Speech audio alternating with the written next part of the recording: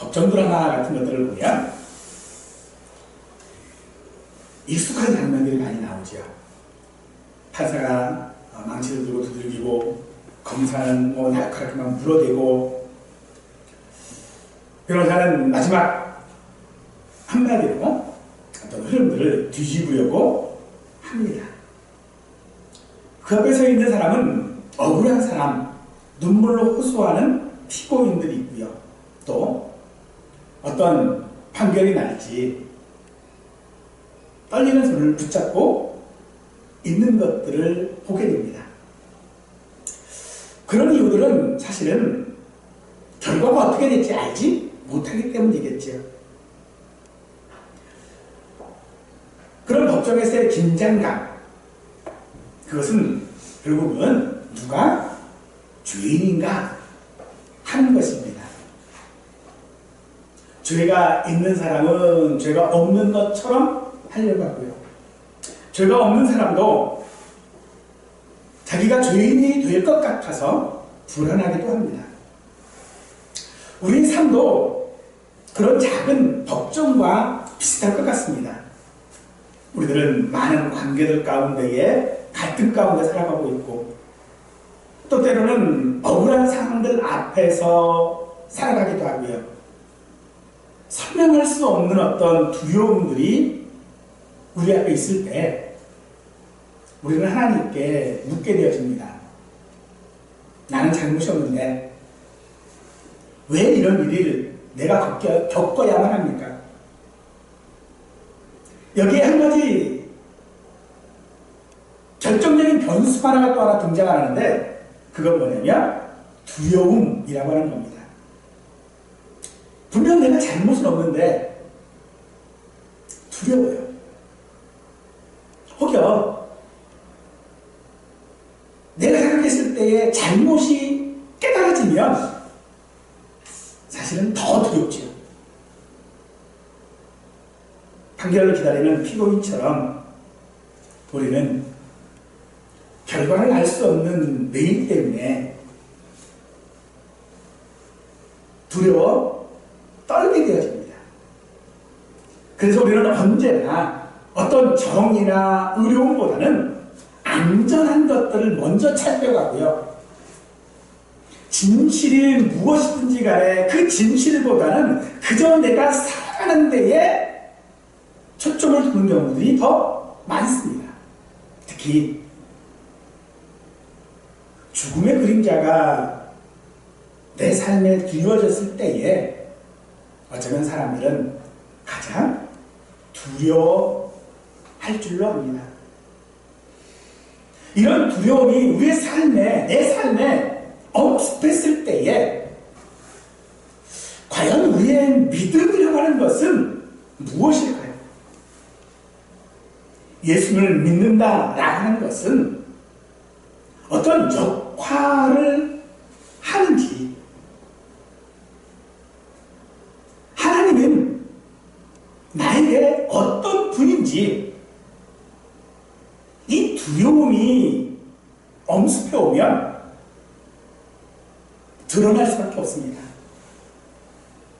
실제로 내가 하나님을 그저 나의 어떤 관념들 가운데에 있는 하나님으로 생각하고 있는지, 내 지식 가운데에 있는 하나님으로 생각하고 있는지, 아니면 실제로 내가 내 삶에서 의지하는 분으로 삼고 있는지는 내 삶 속에서 드러나는 두려움이 그 속에서 분명해질 것입니다. 우리는 하나님을 나의 하나님이라고 고백합니다. 그러나 그것은 내가 그저 평온한 날에, 내게 아무런 일이 없는 날에, 그저 모든 것이 잘 되어지는 날에 고백이라면 그 고백은 진짜인지 가짜인지 우리는 구분하기가 어려워질 겁니다. 그런데 어떤 위기의 순간에 정말로 죽음이라고 하는 그런 절대적인 것들이 내 삶을 지배했을 때에 하나님이 나의 하나님이라고 말할 수 있다면 그것은 생명줄을 붙잡는 것과 같은 것일 것입니다. 내가 어려움이 닥쳤을 때에, 내가 두려워할 때에 과연 누가 나를 도와줄 수 있을 것일까? 그런 두려움들이 내게 있을 때에 나는 어디로 달려갈 것인가? 그것이 우리 믿음의 실체라고 해야 할 것입니다.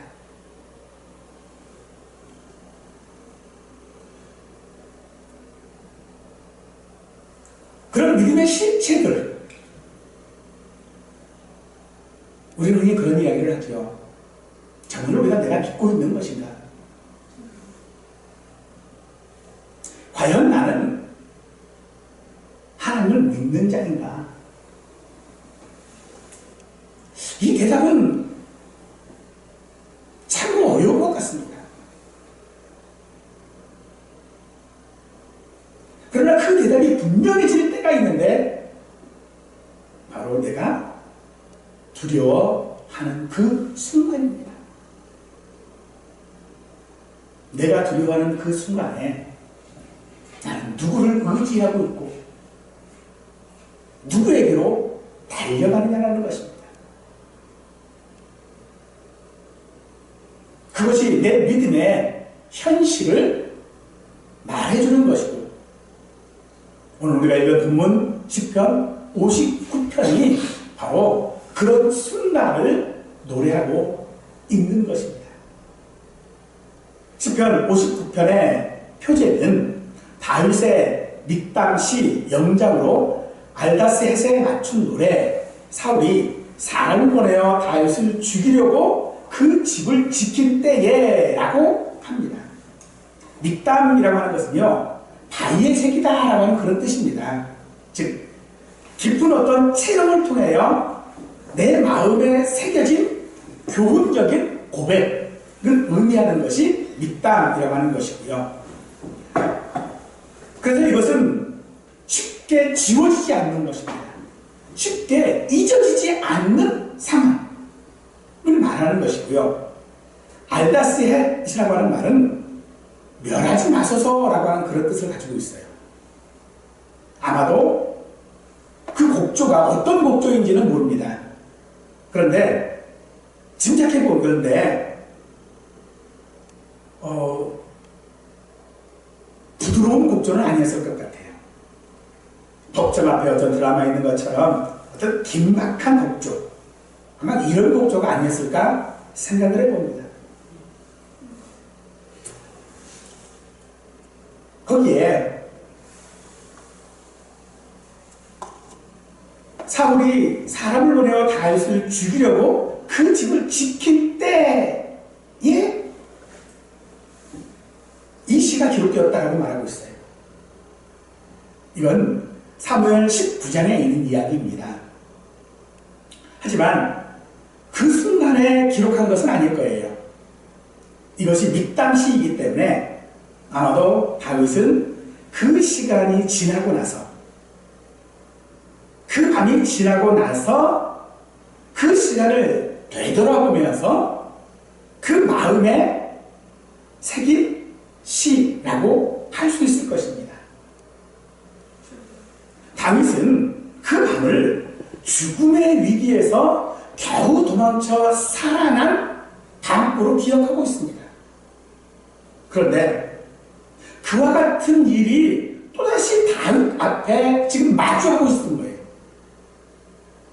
그래서 그때를 생각하면서 지금 내 앞에 닥쳐져 있는 이 두려운 순간, 이 위기의 순간 역시도 마치 바위에 글자를 새기는 것처럼 하나님께서 구원해 주실 것이다 라고 하는 것을 말하고 있는 것입니다.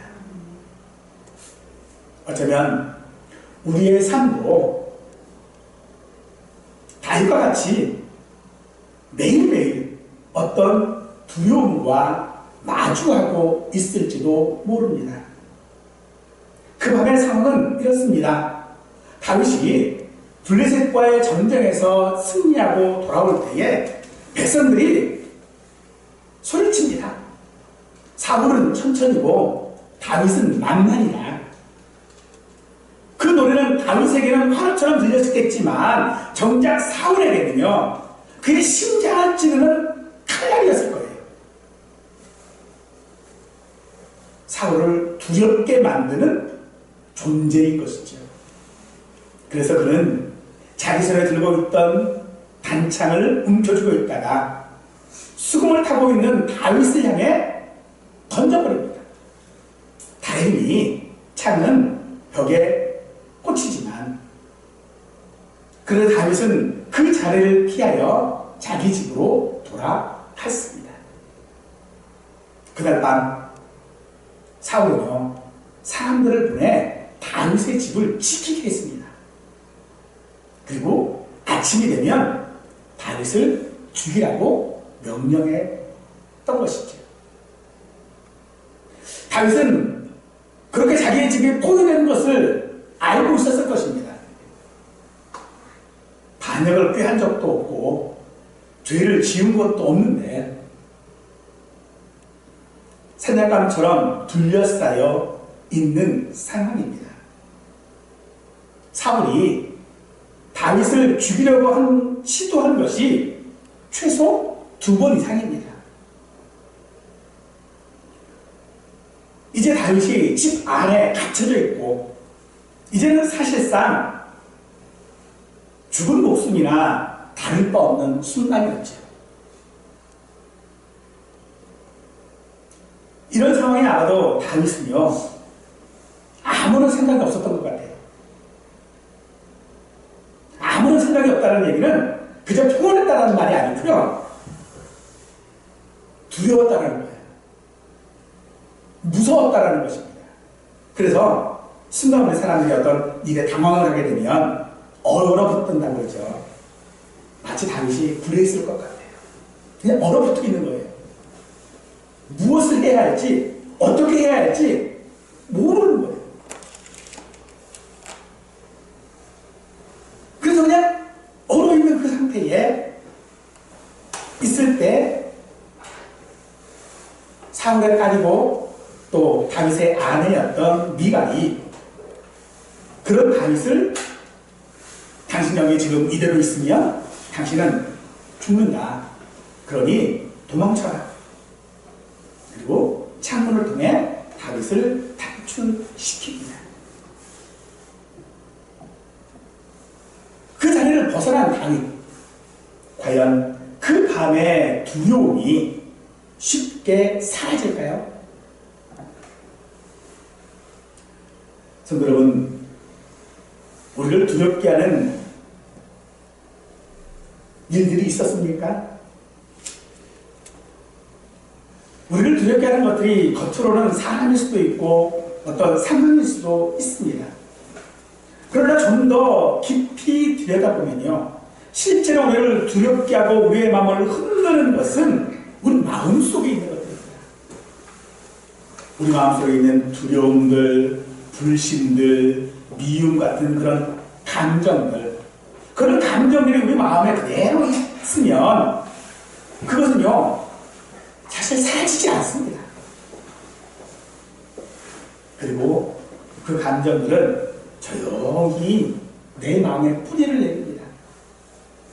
여러분들, 잡초가 그대로 있으면 잘 자라면요, 그게 정원이 되지 않습니다. 잡초는요, 덤불이 되어져서 정원을 망치죠. 이처럼 내 내면에 있는 어떤 감정들, 두려움들, 이런 것들을 내버려 두면요, 그것이 우리를 지배하게 되어집니다. 그러므로 오늘 우리가 가장 먼저 해야 되는 것은 정말로 나를 두렵게 하는 원수는 누구냐라는 것입니다. 그것은 외부에 있는 것이 아니라 오히려 내 마음 한복판에 있음을 우리는 분별해야 할 것입니다. 그러므로 나를 흔드는 것은 사람이나 상황이 아니라 내 마음인 것을 먼저 우리는 살펴보아야 합니다. 그런데 오늘 우리 본문이 우리에게 주는 흥미로운 사실 하나는요, 그렇게 내 마음을 흔드는 그 두려움 가운데에 오늘 이 시편이 쓰여졌다는 것이죠. 집을 포위한 그 밤은 지나갔습니다. 그러나 그 밤에 다윗이 하나님께 했던 그 기도는 사라지지 않고 하나님을 찬송하는 찬송이 된 것입니다. 다윗은 어쩌면 그 밤에 하나님 앞에 그렇게 기도했을지도 모릅니다. 하나님, 나는 잘못 없습니다. 그런데 왜 이런 일이 내게 있습니까? 반역하지 않았습니다. 죄를 짓지 않았습니다. 그런데 왜 창이 날라오고 집이 포위가 되고 그리고 아침을 맞이하는 게 그렇게 두려운 일입니까? 이 질문은 다윗만의 질문은 아닐 것입니다. 우리가 억울한 자리에서 또 설명되지 않는 그런 두려움 앞에서 우리 또한도 반드시 하나님 앞에 묻는 질문일 것 같습니다. 그 질문을 시편 59편 1절에서 4절은 그것을 원망으로 무너지지 않고 복수로 달려가지 않고 그 질문을 하나님께로 가져갔다라는 것이 중요한 것입니다.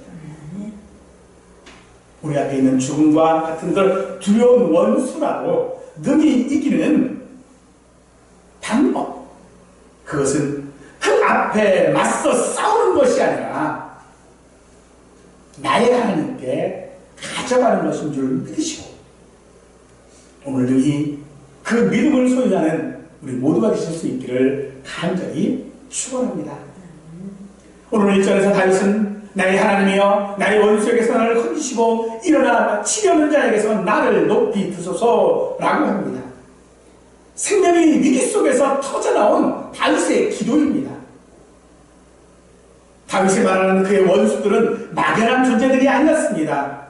사울과 그가 보낸 자들, 실제로 칼 들고 집을 포위한 그 사람들입니다. 다윗에게 창을 던진 사울이었습니다.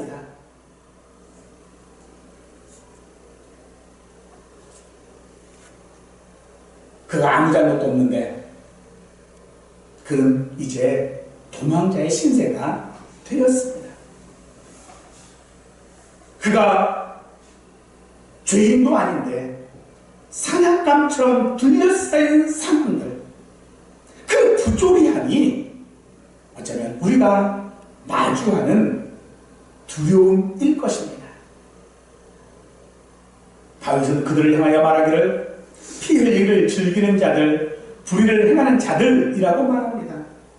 감정적인 것들을 표현하는 것이 아니라 그들이 하나님께서 세우신 질서들을 거스리는 악이라고 말하고 있는 것입니다. 하나님께서 세우신 모든 질서들이 그들이 가지고 있는 어떤 권위와 능력을 가지고 폭력을 삼고 불의로 변질되어져 있는 자리가 되었다는 것이죠.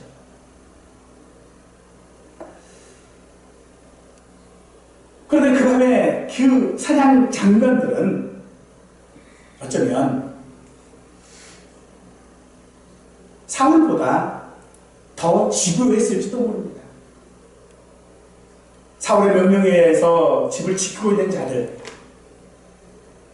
그들은 어쩌면 비하면 사냥개에 비유할 수도 있을 것입니다. 사냥꾼에게 동물이 살아날 수 있는 방법은요, 숨으면 돼요. 사냥꾼이 못 보게 숨으면 되는데 사냥개에게는요 그게 안 돼요.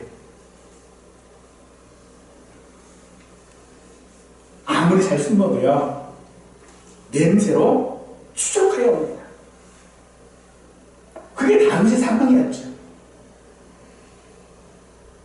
그러니 이미 포위되어져 있어서 이제 날이 밝으면 죽음을 기다릴 수밖에 없는 게 다윗입니다. 그물에 걸린 새와 같은 생새이고 스스로는 빠져나올 수 없는 상황입니다. 오늘 우리도 그렇지 않을까요? 우리를 해하려는 원수가 무엇입니까? 사실 우리는 그 원수보다도 더 두려워 떠는 것이 있다면 그 원수가 보낸 사냥개 아닐까요? 어떤 상황들을 해결하고 어떤 상황들 가운데 내가 그것들을 이겨나갈 때에는요, 그 상황보다도 더 두려운 게 뭐냐면 당장의 현실이에요. 그것으로 인하여 내 마음 가운데 있는 그 두려움에서 벗어나지 못하고 있는, 마치 사냥개에게 쫓기는 사슴과 같은 내 모습을 발견할 때 어쩌면 우리는 더 두려워 떠는지도 모를 것입니다. 그래서 다윗은 말합니다. 나를 높은 곳에 두십시오. 이건 원수가 나를 해할 수 없는 곳에 놓아달라는 겁니다. 그들이 올 수 없는 곳에, 손이 닿지 않는 곳에, 추적할 수 없는 견고한 탑에 옮겨달라라고 하는 것입니다. 다윗은 그런 상황 가운데에 하나님께 절망하지 않고 그 상황을 억울해하지 않고 그 상황을 설명을 하지 않고 하나님께 그저 가져갔습니다.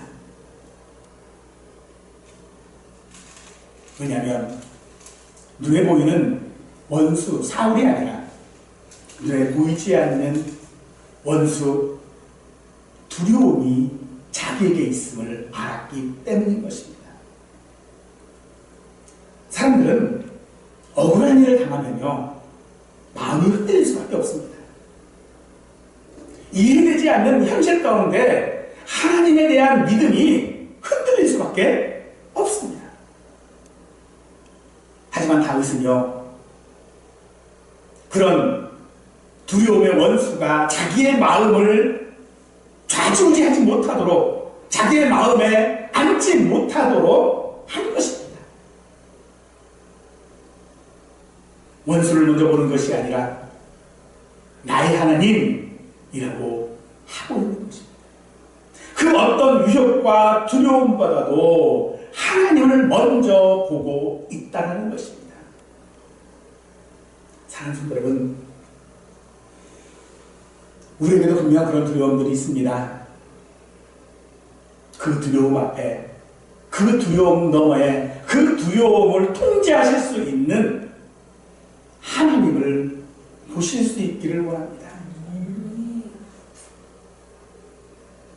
다윗은 용사였지요. 어쩌면 다윗 앞에 다윗의 집을 포위하고 있는 그 사람들을 충분히 제압할 수 있는 힘이 다윗에게도 있었습니다. 없지 않았어요. 이미 여러 전쟁에서 승리했던 다윗 아닙니까?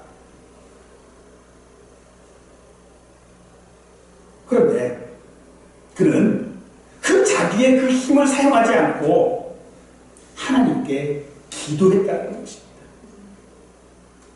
원수를 향하여 달려가지 않고 하나님께 기도했다는 것입니다. 그것이 오늘 우리가 읽은 시편 59편의 내용입니다.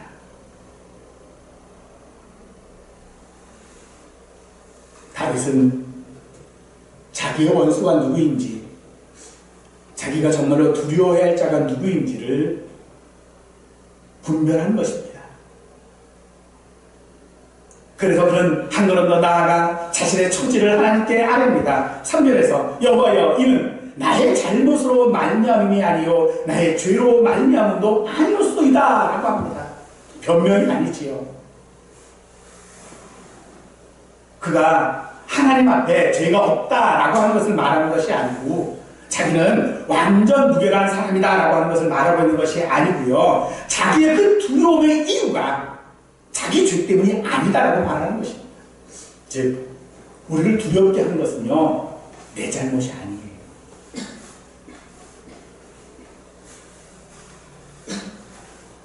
내가 잘못해서 어떤 일들이 생겨난 것이 아니라는 겁니다. 오히려 사울이 다윗을 죽이려 했던 이유가 무엇입니까? 다윗이 악해서가 아니지 않습니까? 다윗이 반역을 해서 했기 때문이 아니고 오히려 용감했고 은혜를 입었고 하나님께 기름 부음 받은 자였기 때문 아닙니까? 그가 전쟁에서 승리했고 백성들의 사랑을 받았고 하나님이 함께 하심을 보았기 때문이 아닙니까? 그러므로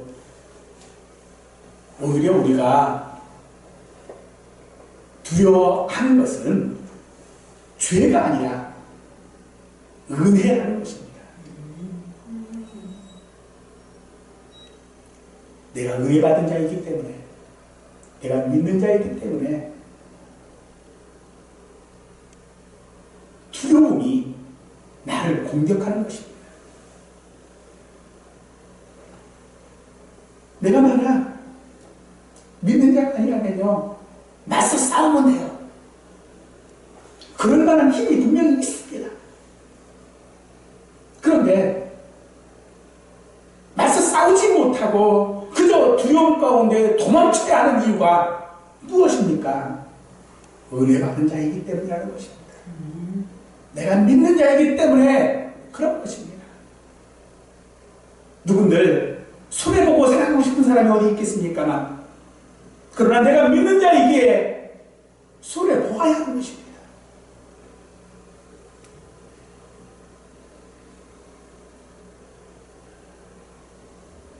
따라서 사랑하는 성도 여러분, 내가 아무런 잘못이 없다 할지라도요, 내가 이 땅에서 이 사단이 지배하는 이 세상에서 살아가는 동안에는요, 늘 어려움이 있음을 우리는 알아야 합니다.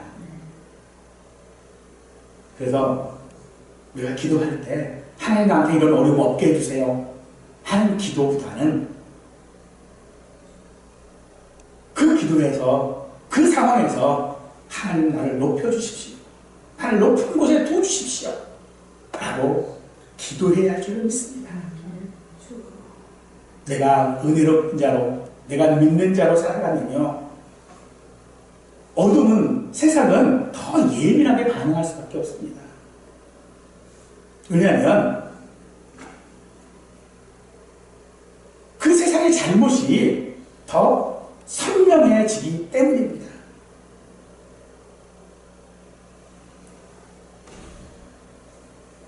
그러므로 사랑하는 분들은 오늘 내가 당하는 모든 어떤 고통들, 어려움들, 두려움들, 이게 나의 죄의 결과가 아님을 기억하십시오. 그런데 우리는 자꾸 내가 어떤 일들을 어려움을 당하고 그러면 내가 하나님한테 뭘 잘못했나라고 먼저 생각을 자꾸 하게 되어져요. 그런 습관은 우리가 경계해야 합니다. 요한복음 9장에서 보면 제자들이 날 때부터 맹인된 사람을 보면서 예수님께 물었습니다. 예수님, 누구 죄 때문입니까? 저 사람의 부모 때문입니까? 아니면 저 사람 때문에 저 사람이 맹인인 것입니까? 라고 물은 거예요. 이 질문은 응과 응고의 공식이죠. 가난하면 죄인이고, 병들면 죄인이고, 고난을 당하면 어떤 수문제가 있을 것이다 라고 하는 생각이 있는 것입니다. 그런데 거기에 대하여 예수님께서는 이렇게 말씀하십니다. 이 사람이나 그 부모의 죄로 인한 것이 아니라 하나님께서 하시는 일을 나타내고자 하시느니라. 우리의 두려움이나 어려움들이 내가 무엇을 잘못했기 때문인가 로만 해석을 하면 우리의 삶은요, 왜곡될 수밖에 없는 것입니다. 반대로 모든 상황이 나는 무죄하다라고만 주장을 하면 우리가 교만해질 수밖에 또 없겠지요. 하지만 하나님께서 하시는 일을 나를 통하여 드러내신다는 것입니다. 내가 두려움을 가지고 있습니까? 내게 어려움이 있습니까? 그것을 통하여 우리가 드러내야 될 것은 나의 의로움이 아니라 하나님의 영광이라는 것입니다. 하나님은 나의 두려움을 통하여서도 영광 받으시기를 원하고 계시는 것입니다. 그러므로 그런 우리 앞에 있는 두려움들을 우리는 어떻게 해석해야 합니까? 주의 대가로만 돌리는 것이 아니고 또 내 의만 주장하는 것이 아니고 내 앞에 두려움이 있다면 그것은 하나님 앞에 기도하라는 신호인 줄 압니다. 두려움이 나를 포위하고 있다면 어떻게 해야 합니까? 하나님 앞에 기도해야 한다는 것입니다. 어쩌면 대항할 수 있는 힘이 있음에도 불구하고 기도만 하고 있다면 참 못나 보일 수도 있을 거예요. 패배자처럼 느껴질 수도 있을 것입니다. 다윗도 그러했을 것입니다. 다윗은 미갈의 도움으로 창문을 통해서 도망쳤지요.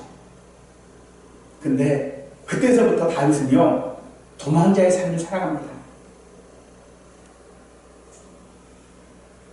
창문을 통하여 도망치는 그날은 그 도망침으로 인해서 그의 두려움이 사라진 것이 아닙니다.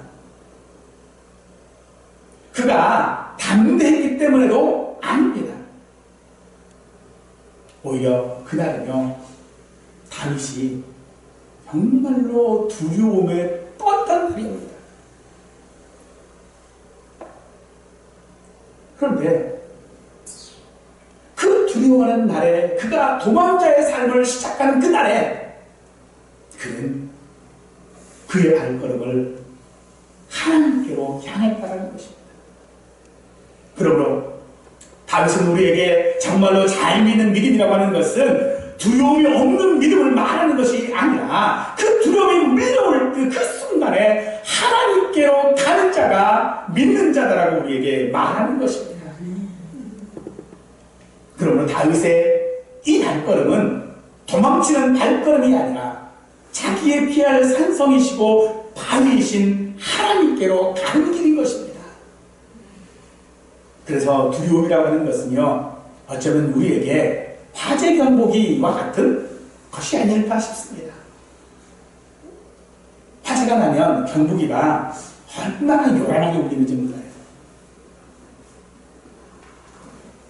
가끔 소방서에서 점검하러 나오거든요.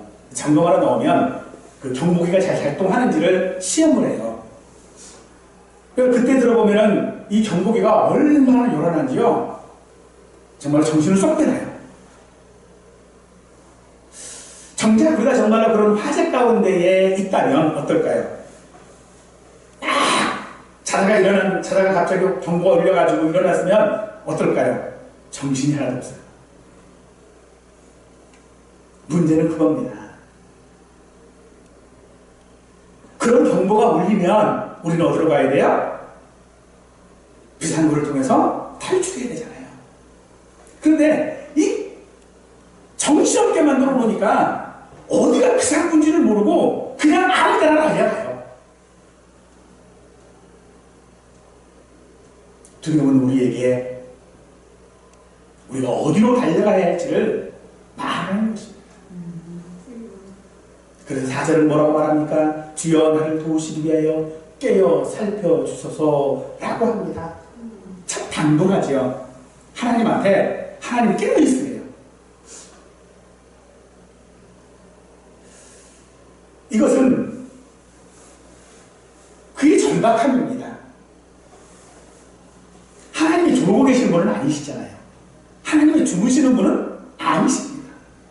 그래도 그가 그렇게 기도하는 것은 그 외침으로 말미암아 하나님을 깨우는 것이 아니라 자신의 믿음을 붙잡는 것입니다. 어떤 믿음이? 하나님 깨어나십시오라고 하는 말은요, 나는 나의 하나님이십니다라고 하는 것을 찾게 그 믿음을 다시 한번 되뇌이는 것이다 라고 한다는 것입니다. 그러므로 그런 두려움 가운데 하나님 앞에 기도하는 것은 하나님께서 움직이셔서 그 두려움을 쫓아내야, 그 두려움 원인들을 없애달라고 하는 것이 아니라 하나님의 뜻이 무엇인지를 아는 것입니다. 하나님께서 개입하셔서 그 모든 상황들을 정리해달라고 하는 것이 아니라 하나님께서 인도하신다라고 하는 신뢰를 말하는 것입니다. 그러므로 다윗이 그 두려움 가운데에 정말 그 정신없던 그 두려움 가운데에 그가 기도할 수 있었던 이유는요, 두 가지입니다. 하나는 하나님이 나의 하나님이라고 하는 사실 때문에 그는 기도할 수 있었습니다. 두 번째로 그는 원수들의 실체가 강하다라고 하는 사실 때문에 기도했습니다. 나의 하나님이기 때문에 그 하나님을 찾을 수밖에 없고요. 나를 두렵게 하는 그것은 나보다 강하기 때문에 하나님을 찾을 수밖에 없는 것입니다. 만일 그때 다윗이 하나님이 나의 하나님이 아니었다면 과연 그는 기도했을까요? 어쩌면 기도해봐야 소용없다라고 했을지도 모릅니다. 어쩌면 그는 하나님 앞에 기도하고 창문을 통하여 도망하는 대신에 칼을 들고 정면으로 나섰을지도 모릅니다. 그러나 그 모든 상황들은 칼로 해결되어지는 것이 아니었습니다. 그 모든 상황은 맞서 이길 수 있는 적이 아니었습니다. 결국 그가 가지고 있는 모든 두려움들은요, 하나님 앞에 가져가는 것이 승리였다는 것입니다. 그 모든 상황들이 결국 다윗의 믿음을 흔들리지 않았다는 것입니다. 사랑하는 여러분,